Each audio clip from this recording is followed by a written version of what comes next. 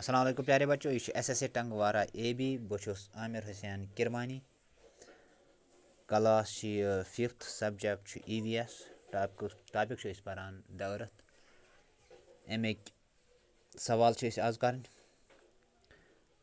Think and answer सोचो तो पत दियो जवाब fill in the blanks choose the right words from the box यम की वर्ड्स दिथ यमो मज करो सा चूज ठीक जवाब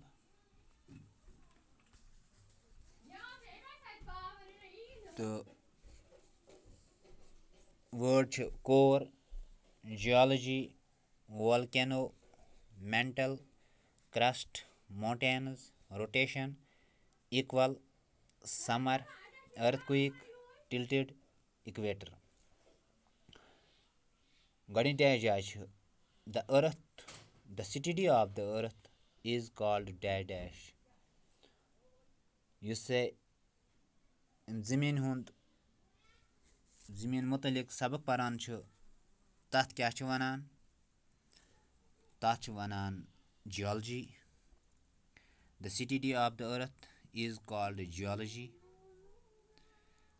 the earth is organised into three main layers ज़मीन यह ऑर्गेनाइज कर त्रेन लेयरन मज त्रेन हिस्सन मज तमन वनान crust mantle and core the earth is organized into three main layers, that is crust, mantle and core.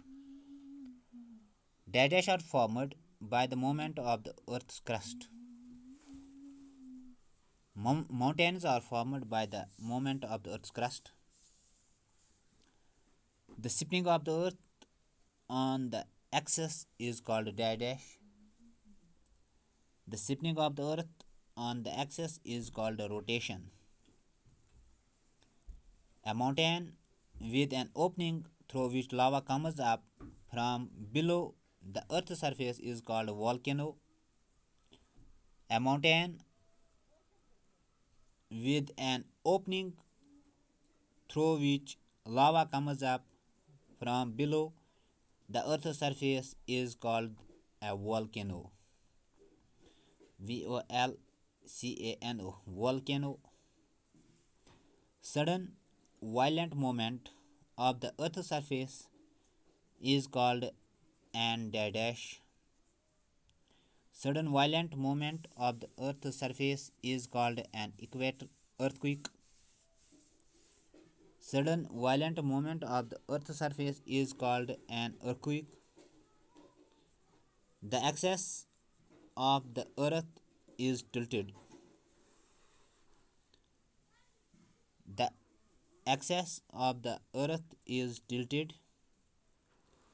Days and nights are equal at the equator. Days and nights are equal at the equator. Days are longer in dash. Days are longer in summer. The imaginary line that divides the earth into two equal halves is called the dash. The imaginary line that divides the earth into two equal halves is called the equator. State whether true or false for each statement.